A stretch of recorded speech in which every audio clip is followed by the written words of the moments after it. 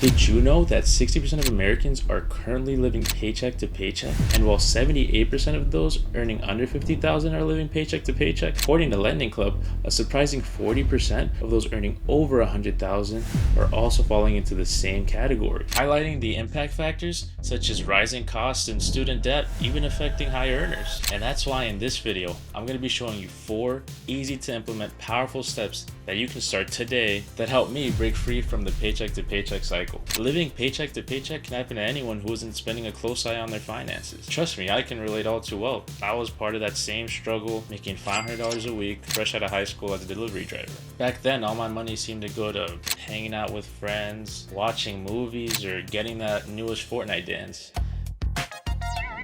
Thankfully, I didn't have any major expenses like rent or utility, and I was able to avoid credit card debt. But there were definitely moments where I would frantically try to calculate if I made enough to cover my credit card statement balance. The stress and anxiety of juggling bills can leave you feeling like you're in a cycle and really affect your mental health negatively. Putting off dreams and goals because you simply can't afford them becomes a harsh reality, and you end up feeling limited by your circumstances. Additionally, the vulnerability of one unexpected expense spiraling you deep into debt. But enough with the negativity, let's talk about fighting back and taking control. Step 1 is to figure out where all of your money is being allocated. You can't track what you don't measure, and the first step is to track all your spending for 1 month. Be honest and categorize every expense, from rent and groceries to that daily latte. Don't underestimate the impact of seemingly small recurring purchases. That morning coffee, while seeming insignificant, really adds up over the course of a month. Take my friend Patrick for example. He loves his morning $3 coffee shop latte. But after tracking his spending for a month, he realized it was costing him $90 a month. Now Patrick enjoys a good cup of coffee like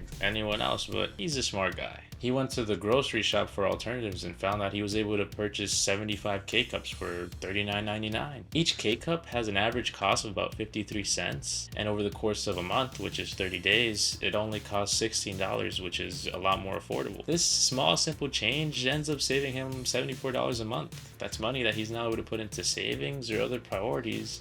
It's just one simple tiny change. Taking the first step is always the most important step, and this will allow you to catch any sneaky subscriptions or unnecessary expenses that you can easily cut out. You can use a notebook, which is simple and customizable but requires manual entry. Or you can try your hand at a spreadsheet, which offers flexibility and more detailed analysis but requires slightly more effort. You can try either using Excel or Google Sheets, which is free. Or you can try a user-friendly budgeting app, which automatically categorizes your spending. Popular options would include YNAB, you could use Mint, or even Personal Capital. Let's start right now. Pick any of the listed tracking methods and begin tracking your expenses for the next month. Step 2, subscribe and hit that notification bell. What the fuck, y'all? God damn! Okay.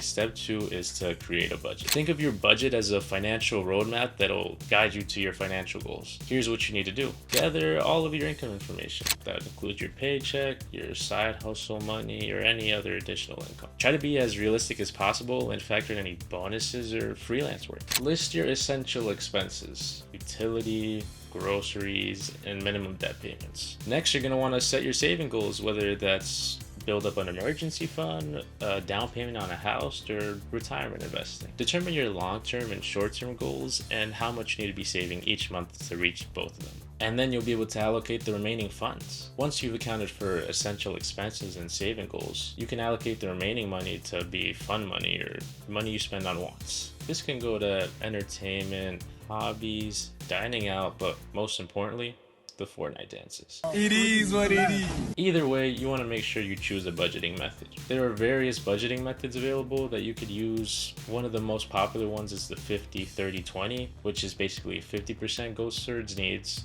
30% goes towards wants, and then the last 20% is savings and debt repayment. Experiment and find a method that aligns with your lifestyle and spending habits. Remember that your budget is more of a living document and not really set in stone. Review it regularly and adjust it based on your income and expenses, and celebrate the progress along the way. A pro tip that I highly recommend would be to try to save at least 10% of your income. You can put this money away in a high yield savings account to pay yourself first, and then you can put that either in an emergency fund or for future use, which we'll talk about in step 4. Consider banks such as Ally and SoFi, but make sure to research beforehand and compare the best interest rates, and find a bank that has the features that you want that works best for you. Step 3 is to cut unnecessary expenses. As mentioned in the intro, high earners are also living paycheck to paycheck. It's like we're all on a financial hamster wheel where we're running faster and faster but not getting ahead. And the culprit is lifestyle inflation. As our income increases, we have the tendency to spend more even on things we don't really need. Human desire is really a bottomless pit. The more we have, the more we think we need. But let's be clear, you don't need that subscription to SpongeBob Facts Weekly. Think about it this way, these changes, they're not forever. They're just these temporary adjustments we're using to get back on track. Once we've conquered those unnecessary expenses, we'll be well on our way to breaking free from the paycheck to paycheck cycle and one step closer to financial freedom. Audit your subscriptions. This means canceling gym memberships, streaming services, or anything else you're not actively utilizing. Embrace free alternatives like going to the park, spending time with friends. You could get back into playing basketball or football in your free time. Think Netflix and chill at home with popcorn, not a $20 movie ticket and overpriced popcorn that costs more than the ticket itself.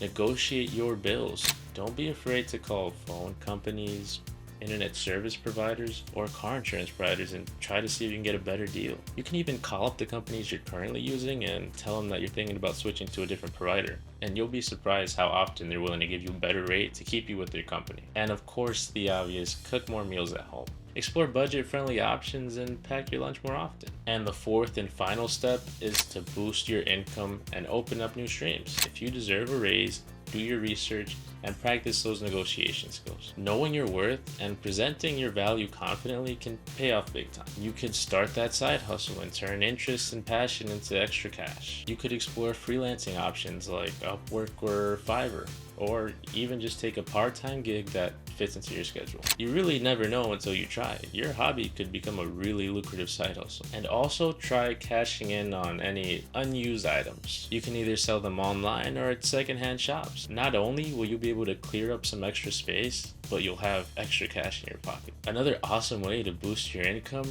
would be to hit that like button if you've enjoyed the video. But for real, the highest return you're gonna see is if you invest in yourself. Learning a high demand skill can unlock new financial possibilities. Get some online courses, pursue certifications, or attend a workshop. That will allow you to expand your skill sets and open doors to higher paying opportunities. Remember, investing in yourself is always a smart move. When I was breaking out of the paycheck to paycheck cycle, I chose to learn about Salesforce and it really paid off. This valuable skill set allowed me to work remote positions and significantly boost my income. I was able to keep my spending the same, and then all of the extra income would go towards saving, and now living paycheck to paycheck is a thing of the past. This is just one example, but the possibilities are endless. Whether it's asking for a raise, starting a side hustle, selling unused items, or investing in yourself and learning a new skill set. There are options you can choose from that will help you achieve that financial freedom.